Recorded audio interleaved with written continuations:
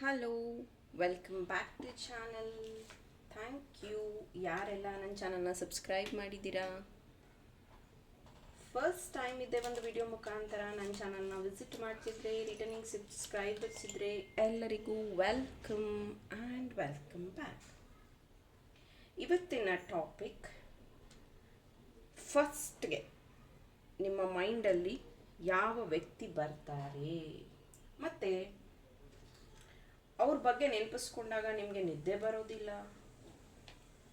ಒಂದು ರೀತಿ ಭಯ ಆತಂಕ ಕಾಡತ್ತೆ, ಮತ್ತು ಸದಾಕಾಲ ನಿಮ್ಮ ಮೈಂಡಲ್ಲಿ ಅವ್ರದ್ದೇ ಯೋಚನೆ ಓಡ್ತಾ ಇರತ್ತೆ ಅಂತಂದರೆ ಆ ವ್ಯಕ್ತಿನ ನೆನಪಿಸ್ಕೊಳ್ತಾ ಈ ಒಂದು ರೀಡಿಂಗ್ನ ನೋಡಿ ಅವರು ನಿಮಗೆ ಏನು ಹೇಳೋದಕ್ಕೆ ಬಯಸ್ತಿದ್ದಾರೆ ಮತ್ತು what real true deep feelings ಅನ್ನೋದನ್ನು ಚಾನಲ್ ಮಾಡ್ತೀನಿ.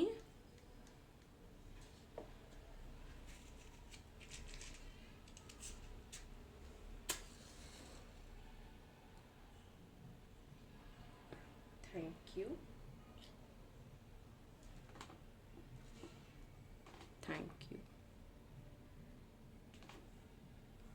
ಇಲ್ಲಿ ಫ್ಲವರ್ ರೀತಿ ಫಸ್ಟಿಗೆ ನನಗೆ ಚಾನಲ್ ಆಗಿರುವಂಥದ್ದು. ನಿಮ್ಮನ್ನು ಅವರು ಒಂದು ಹೂವಿನ ರೀತಿ ಅಥವಾ ತುಂಬ ಟೇಕ್ ಕೇರ್ ಮಾಡೋದು ಅಂತಾರಲ್ಲ, ಆ ರೀತಿಯಾಗಿ ನಿಮ್ಮನ್ನು ನೋಡ್ಕೊಂಡಿದ್ದಾರೆ. ನಿಮ್ಮ ಬಗ್ಗೆ ಅವರಿಗೆ ಕಾಳಜಿ ಇದೆ. ಆ್ಯಂಡ್ ಅವ್ರು ಎಷ್ಟೋ ಸತಿ ಹೇಳಿದ್ದಾರೆ ನಿಮಗೆ, ನೀನು ಇನ್ನೂ ಸ್ವಲ್ಪ ಚೈಲ್ಡಿಶ್ ಆಗಿದೆಯಾ, ನಿನಗೆ ಮೆಚ್ಯೂರಿಟಿ ಬರಬೇಕು ಅಂತ.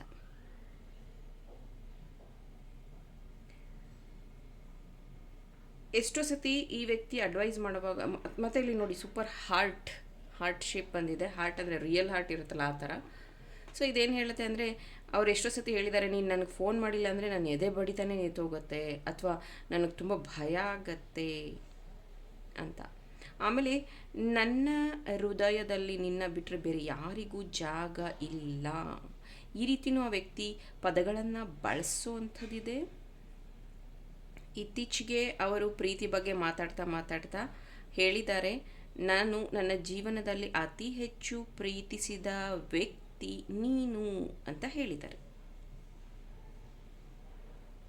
ಈ ವ್ಯಕ್ತಿ ಒಂದು ರೀತಿ ಅವರ ಎಮೋಷನ್ಸ್ನ ಯಾವ ರೀತಿ ಕಂಟ್ರೋಲ್ ಮಾಡ್ತಾರೆ ಅಂದರೆ, ನೋಡ್ಬೋದು ನೀವು, ಒಂದು ರೀತಿ ತುಂಬ ಪ್ರೀತಿ ತೋರಿಸೋದು ಒಂದು ಸತಿ ಯಾವುದು ಕಮ್ಯುನಿಕೇಷನ್ ಇರೋದಿಲ್ಲ ನಿಮ್ಮ ಹತ್ರ, ತುಂಬ ಸೈಲೆಂಟ್ ಆಗಿಬಿಡ್ತಾರೆ. ನಿಮಗೆ ನೀವೇ ಅನ್ಕೋಬೇಕು, ಓ ಈ ವ್ಯಕ್ತಿ ನನ್ನ ಪ್ರೀತಿ ಮಾಡ್ತಿದ್ದಾರಾ ಇಲ್ವಾ. ಮತ್ತು ನೋಡಿ ಹಾರ್ಟ್ ಶೇಪ್ ಬಂದಿದೆ. 100% ಅವರ ಹಾರ್ಟ್ ಬೀಟ್. ಓಕೆ, ನೀವೇನಾದರೂ ಫೋನ್ ಮಾಡಿಲ್ಲ ಅಂದರೆ, ನಿಮ್ಮಿಂದ ಮೆಸೇಜ್ ಬಂದಿಲ್ಲ ಅಂದರೆ ಜಾಸ್ತಿ ಆಗುತ್ತೆ. ಜೊತೆಗೆ ಅವರು ಅದನ್ನು ಹೇಳಿದ್ದಾರೆ ಸಹ. ಮೇ ಬಿ ಇಲ್ಲಿ ಕ್ಯಾಬ್, ಬೈಕ್ ಈ ಥರ ಡ್ರೈವ್ ಮಾಡೋದು ನನಗಿಲ್ಲಿ ಚಾನಲ್ ಆಗ್ತಿದೆ. ಮೇ ಬಿ ಅವರು ಡ್ರೈವ್ ಮಾಡುವಾಗ ಮಾತಾಡ್ಕೊಂಡು ಡ್ರೈವ್ ಮಾಡ್ತಾರೆ ಅನಿಸುತ್ತೆ. ಅಂದರೆ ಹ್ಯಾಂಡ್ಸ್ ಫ್ರೀ ಆಗಿ ಆ ಥರ ಹೇಳ್ತಾ ಇರೋದು ನಾನು, ಮೊಬೈಲ್ ಕಿವಿಗೆ ಇಟ್ಕೊಂಡು ಆ ಥರ ಹೇಳ್ತಾ ಇಲ್ಲ. ಮತ್ತು ಅಥವಾ ಅವರು ಸಿಗ್ನಲಲ್ಲಿದ್ದಾಗ ಅಥವಾ ಅವರು ಬ್ಯುಸಿ ಇದ್ದಾಗ, ಟ್ರಾಫಿಕಲ್ಲಿದ್ದಾಗೂ ನಿಮಗೆ ಕಾಲ್ ಮಾಡ್ತಾರೆ ಅಂತ ಅನಿಸುತ್ತೆ. ಸೊ ಈ ರೀತಿಯಾಗಿಯೂ ಈ ವ್ಯಕ್ತಿ ನಿಮ್ಮನ್ನು ಒಂದು ರೀತಿ ಅಬ್ಸರ್ವ್ ಮಾಡ್ತಾರೆ, ಮತ್ತು ಅವರ ಫ್ರೀ ಟೈಮಲ್ಲೂ ನಿಮ್ಮ ಜೊತೆಗೇ ಮಾತಾಡೋದಕ್ಕೆ ಇಷ್ಟಪಡ್ತಾರೆ. ಎಷ್ಟೋ ಸತಿ ಈ ವ್ಯಕ್ತಿ ಹೇಳಿದ್ದಾರೆ, ನಿಮ್ಮ ಜೊತೆಗೆ ಮಾತಾಡಿದ್ರೆ ಒಂದು ಸ್ವಲ್ಪ ನನಗೆ ರಿಲ್ಯಾಕ್ಸ್ ಆಗುತ್ತೆ. ಆ್ಯಂಡ್ ಎಷ್ಟೊಂದು ಸತಿ ನಿಮ್ಮ ಹತ್ರ ಅವರು ಸಜೆಷನ್ಸ್ ಸಹ ಕೇಳ್ತಾರೆ, ಈ ಥರ ಇದೆ ನನ್ನ ಜೀವನದಲ್ಲಿ, ಏನು ಮಾಡಬೇಕು ನಾನು ಅನ್ನೋವಂಥದ್ದು. ಈ ವ್ಯಕ್ತಿಗೆ ಕೋಪ ಬೇಗ ಬರುತ್ತೆ. ಏನಾದ್ರು ಸಿಟ್ಟು ಮಾಡಿಕೊಂಡ್ರೆ ಅಷ್ಟು ಬೇಗ ಕಾಂಪ್ರಮೈಸ್ ಆಗಲ್ಲ. ಇದೊಂದು ನಿಮಗೆ ದೊಡ್ಡ ಟಾಸ್ಕ್ ಅಂತಲೇ ಅನಿಸುತ್ತೆ. ಒಂದು ಸತಿ ಏನಾರು ಹೇಳಿದ ತಕ್ಷಣ ಅದನ್ನು ತುಂಬ ತುಂಬ ತುಂಬ ಡೀಪಾಗಿ ತಗೊಳ್ಳೋವಂಥದ್ದು, ಅಥವಾ ನೀನು ನನಗೆ ಮರ್ಯಾದೆ ಕೊಡಲಿಲ್ಲ ಅನ್ನೋವಂಥದ್ದು, ಈ ರೀತಿಯಾಗಿ ಹರ್ಟ್ ಮಾಡೋವಂಥದ್ದು, ಇದು ಸ್ವಲ್ಪ ಇವರು ಜಾಸ್ತಿ ಮಾಡ್ತಾರೆ. ಮಕರ ರಾಶಿ, ಸಿಂಹ ರಾಶಿ, ತುಲಾ ರಾಶಿ, ವೃಶ್ಚಿಕ ರಾಶಿ, ಧನಸ್ಸು ರಾಶಿ, ಕರ್ಕಾಟಕ ರಾಶಿ ಪ್ರೆಸೆಂಟ್ ಇರುವಂಥದ್ದಿದೆ. ಮೇ ಬಿ ನೀವು ಸ್ಟೂಡೆಂಟ್ ಇರಬಹುದು, ಅಥವಾ ಅವರು ಸ್ಟೂಡೆಂಟ್ ಇರಬಹುದು, ಅಥವಾ ಕಾಂಪಿಟೇಟಿವ್ ಎಕ್ಸಾಮ್ಸ್ಗೆ ರೆಡಿ ಆಗುವಂಥವ್ರು ಇರಬಹುದು, ಅಥವಾ ಅವ್ರು ಹೇಳ್ತಾ ಇರಬಹುದು ಇಲ್ಲಿ ಕೆಲವೊಬ್ರು ಡಿವೋರ್ಸ್ ಬಗ್ಗೆನೂ ಯೋಚನೆ ಮಾಡ್ತಿದ್ದಾರೆ.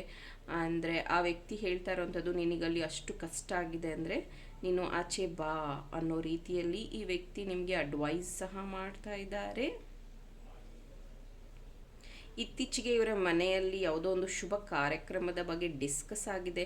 ಮೇ ಬಿ ಅವ್ರ ಊರ ಹಬ್ಬ ಆಗಿರಬಹುದು, ಅಥವಾ ಯಾವುದಾದ್ರೂ ಫಂಕ್ಷನ್ ಆಗಿರಬಹುದು, ಅಥವಾ ಅವರ ಬ್ರದರ್ ಸಿಸ್ಟರ್ ಮ್ಯಾರೇಜ್ ಫಿಕ್ಸ್ ಆಗಿರಬಹುದು, ಆ ರೀತಿಯಾಗಿಯೂ ಇರಬಹುದು.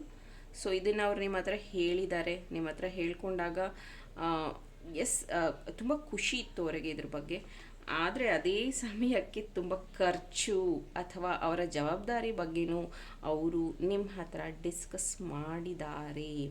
ಹಾಗಾಗಿ ಇತ್ತೀಚೆಗೆ ಅವರು ತುಂಬ ಬ್ಯುಸಿ ಆಗಿರುವಂಥದ್ದು, ಅವರನ್ನು ಅವರು ತುಂಬ ಬ್ಯುಸಿ ಮಾಡ್ಕೊಂಡಿದ್ದಾರೆ ಅಂತಲೇ ಹೇಳಬಹುದು. ಹಾಗಾಗಿ ನಿಮಗೆ ಟೈಮ್ ಕೊಡೋಕ್ಕಾಗ್ತಾ ಇಲ್ಲ ಅವರಿಗೆ. ಮೇ ಬಿ ನಿಮ್ಮಿಬ್ಬರ ಕನೆಕ್ಷನ್ ಕಟ್ ಆಗಿತ್ತು ಅಥವಾ ಗ್ಯಾಪ್ ಇತ್ತು. ಈಗ ಮತ್ತೆ ನೀವಿಬ್ಬರು ಕನೆಕ್ಟ್ ಆಗಿದ್ದೀರಾ ಅಂತ ಅನಿಸುತ್ತೆ. ಮೇ ಬಿ ನೀವಿಬ್ಬರು ಸ್ಕೂಲ್ ಮೇಟ್, ಕಾಲೇಜ್ ಮೇಟ್ ಇದ್ರಿ, ಆವಾಗ ನೀವು ಮಾತಾಡ್ತಾ ಇರಲಿಲ್ಲ, ಅಷ್ಟು ಕಮ್ಯುನಿಕೇಷನ್ ಇರಲಿಲ್ಲ, ಅಥವಾ ಆವಾಗಿಂದ ನಿಮ್ಮ ನಂಬರ್ ನಿಮ್ಮ ಹತ್ರ ಇರಲಿಲ್ಲ. ಬಟ್ ಈಗ ಯಾವುದೋ ಒಂದು ಇದರಿಂದ ನೀವಿಬ್ಬರು ಕನೆಕ್ಟ್ ಆಗಿದ್ದೀರಾ. ಅದರಿಂದ ತುಂಬ ಅಂದರೆ ಏನಂತಾರೆ, ಮತ್ತೆ ನೀವೊಂದು ಚೈಲ್ಡ್ ಆಗುವಂಥದ್ದು, ಅಥವಾ ಏನಂತಾರೆ ಗುಡ್ ಹ್ಯಾಪಿ ಹಾರ್ಮೋನ್ಸ್ ರಿಲೀಸ್ ಆಗೋದು ಅಂತಾರಲ್ಲ, ಆ ರೀತಿ ಅವರು ನಿಮ್ಮ ಹಳೆಯ ನೆನಪುಗಳನ್ನು ನೆನಪಿಸ್ತಾ, ಅಂದರೆ ನೀವಿಬ್ಬರು ಖುಷಿಯಾಗಿ ಮಾತಾಡ್ತಾ, ನೀವಿಬ್ಬರು ಖುಷಿಯಾಗಿ ಆ ಒಂದು ದಿನಗಳನ್ನು ನೆನಪಿಸ್ಕೊಳ್ತಾ, ಒಂದು ರೀತಿ ನಿಮ್ಮ ಮನಸ್ಸು ಸಹ ಹಗುರ ಆಗಿದೆ ಅಂತಲೇ ಹೇಳಬಹುದು. ಇನ್ನೂ ಒಂದು ಮಾತಿದೆ, ಆವಾಗ ನಾವಿಬ್ಬರು ಅಷ್ಟು ಕ್ಲೋಸ್ ಇರಲಿಲ್ಲ, ಬಟ್ ಈಗ ಯಾಕೋ ನನಗೆ ನಿಮ್ಮ ಬಗ್ಗೆ ಜಾಸ್ತಿ ತಿಳ್ಕೊಳ್ಳೋ ಆಸೆ ಆಗ್ತಾ ಇದೆ, ಅಥವಾ ಈಗ ನಾನು ನಿಮಗೆ ಕನೆಕ್ಟ್ ಆಗ್ತಾ ಇದ್ದೀನಿ, ಯಾಕೆ ಅಂತ ಗೊತ್ತಿಲ್ಲ. ಇದನ್ನು ಸಹ ಅವ್ರು ಹೇಳಿರಬಹುದು ನಿಮಗೆ.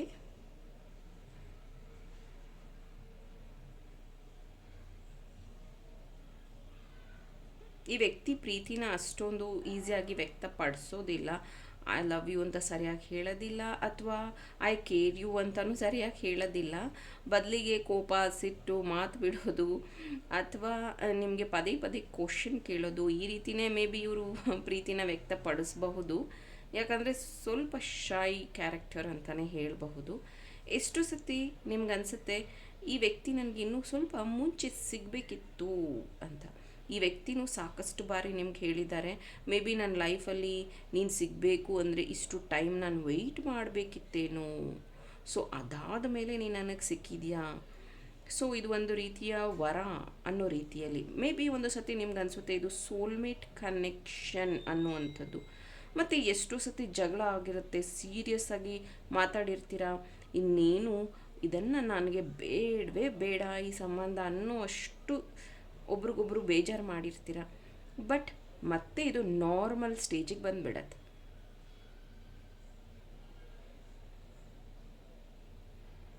ಒಂದೊಂದು ಸತಿ ಅನಿಸುತ್ತೆ ಇವರು ಮಾತಾಡದೇ ಇರಲಿ, ಇವರು ನನ್ನ ಜೀವನದಲ್ಲಿ ಇದ್ದಾರೆ ಅನ್ನೋದೇ ನನಗೆ ಖುಷಿ.